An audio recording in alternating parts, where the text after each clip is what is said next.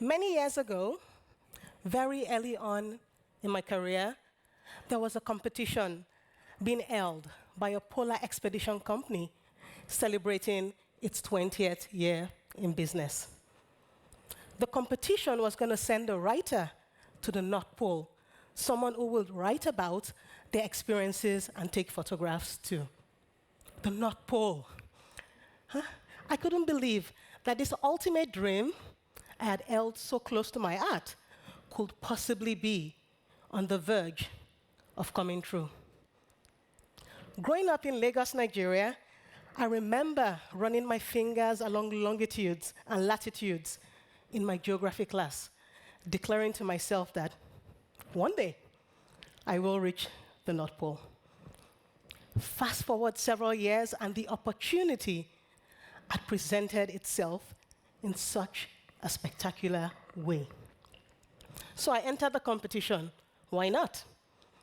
And for 2 months, I campaigned across social media to secure thousands of votes. And I'm very grateful for every single one of those votes. By the end, I missed the opportunity by 3 votes. Friends who couldn't comprehend why I wanted to go to the North Pole admitted to me that they didn't cast their votes. They said they would have understood if I wanted to go somewhere warm and tropical, somewhere closer to my roots. I missed that opportunity by their votes. And then the realization hit me. As a travel writer of African descent, writing about the North Pole was supposed to be uncharted waters for me. I'd already been put in a box by both strangers and friends. I want to take a moment to talk about the boxes we create for others and for ourselves. We're creatures of habit. We love order and organization. The unknown scares us to our core. We would rather create structure than make space for the unfamiliar. Even popular personality tests put us in boxes, right? So we know which personality box we're supposed to fit into neatly. We force ourselves to become one-dimensional to make that crucial first impression, because first impressions matter, right? When in fact, we're richly layered and multidimensional beings. When I missed that opportunity by 3 votes, my first reaction was to question why friends and strangers had made me one-dimensional. But as I started asking myself the question, why not, and not just others, I began to realize the power that lies in that phrase. I started moving my thinking into thinking about missed opportunities instead of thinking about closed doors. You see, a missed opportunity means I have no more options. It's gone, it's finite. But closed doors means I still have options. I can either open that closed door by force, I can open it gently with a code, or I can find another way in. I moved into a mental space of self-awareness and was empowered to start creating new possibilities for myself. So I would like to share 3 insights I've learned about closed doors and how they've helped me on my journey. And I believe these insights can help elevate us as individuals, our relationships with each other, and society. First insight I've learned about closed doors is this. Asking why not is a 2-way door for reflection, and it helps us understand each other better. This means I have the code that the person on the other side of the closed door needs to open it up for me. I run my own travel media and visual storytelling agency, And I was once on a call with a potential client who wanted to hire me to create branded content about Stockholm.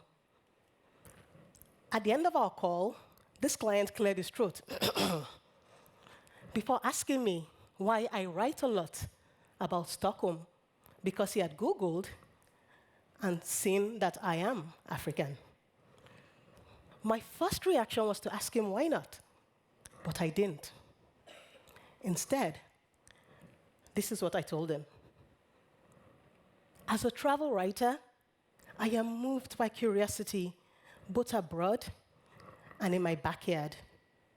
I have also chosen to call Sweden my new home, specifically Stockholm.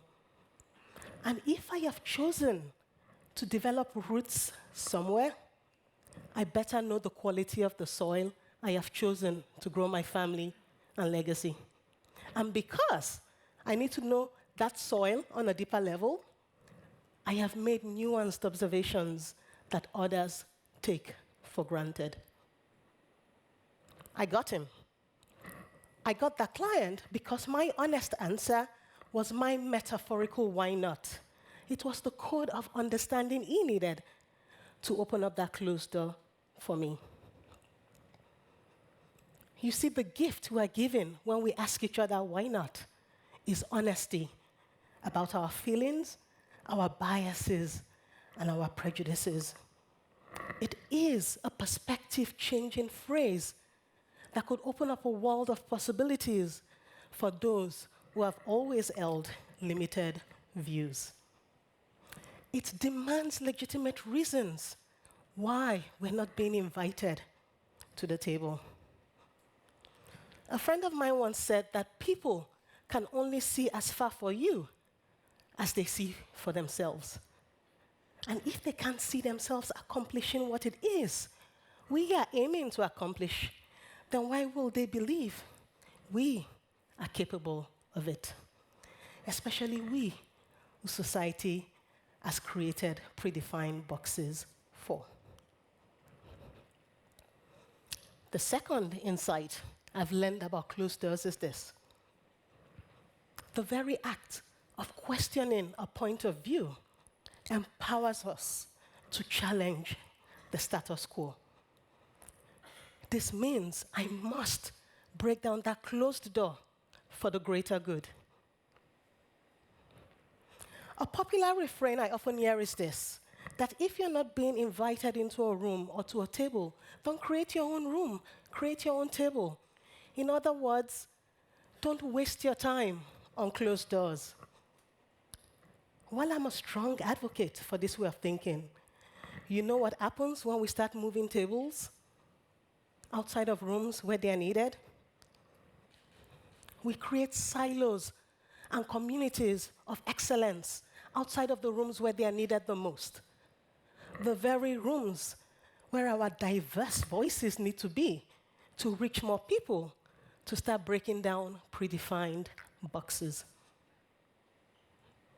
Asking why not doesn't mean waiting for permission unnecessarily for the answer. It means, for me, fighting mediocrity through my own actions. It means never settling for a single narrative of what I am supposed to be doing as a Black woman. And the same can be said for all our differences, be it our sexual orientation, our religious beliefs, gender, age, perspectives. We cannot fully change our narratives in silos where we only empower each other. We need to change them in the very rooms we're being locked out of. So we have to break down that closed door by force, because our narratives are being created in rooms without our voices. The third insight I've learned about closed doors is this. It may be the motivation we personally seek. This means coming up with the courage to walk up to that closed door in the first place. Many years ago, I came across an ad in a newspaper. At the time, I was living in Ohio and working as a programmer. The ad was looking for volunteers to join an expedition race with some of the world's top athletes through remote parts of Fiji. As a volunteer, I will be following the athletes, writing daily race reports, taking photos, and sharing about the amazing places the expedition was exploring. Fiji. At the time, I knew nothing about Fiji and even less about expedition racing. What could I contribute as a volunteer? Especially at that time when the words expedition and adventure were still synonymous with white men. While I was waiting for my code to compile, I realized that I had slid into society's predefined box for me. I had bought that narrative that expeditions and adventures were only for white men. And yet, I was having a hard time reconciling that narrative with the adventurous spirit I knew lived deep within me. Why couldn't I start crafting my own story of adventure as a black woman? So I applied for the volunteer spot, why not? And sure enough, I was the only black African female volunteer there. But fast forward several weeks, while standing waist deep in the middle of a river in the most remote part of Fiji, I realized then that I could create a career out of that amazing experience.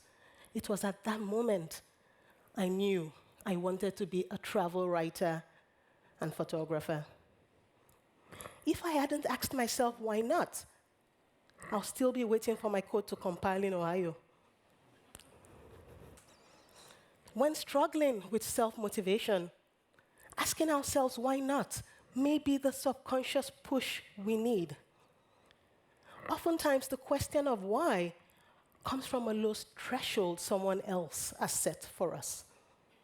And sometimes we go against our better judgment and believe them. The pettier reason we could ask why not is to force ourselves to prove that their expectations of us are dead wrong. In essence, saying without words, I'll show you you're wrong about me. But the deeper, more fulfilling reason we ask why not is to push us to live the very best version of our lives. And when you start living your life beyond other people's expectations of you, you become impossible to ignore. That is the power of why not. My why not started way back in Lagos, Nigeria in my geography class. I wanted to go to the North Pole because I wanted to share my experiences with the world through my words and photography. Since meeting that one closed door, I have been privileged to explore the Arctic, including Greenland. I have chased the Northern Lights. I have written about and photographed the Arctic cultures for many prestigious publications. I hold many international awards for those stories as well. I am grateful to be able to share my view of the world through my lens as a professional travel photographer and writer of African descent. The very life I lead is the metaphorical representation of the phrase, why not? I know which doors I must approach gently and open up with a code of understanding. I know which doors I must break down by force. And I know which doors I must gather up the courage to walk up to in the first place, because I am enough. So I implore every one of us here today, keep challenging the status quo. Keep demanding legitimate reasons for why doors are kept closed. Keep asking why we are being forced into predefined boxes when we're still carving out our own narratives. Keep asking why not, but don't live your lives waiting for the answer. If I hadn't asked myself why not, I wouldn't be standing on the stage today. Thank you.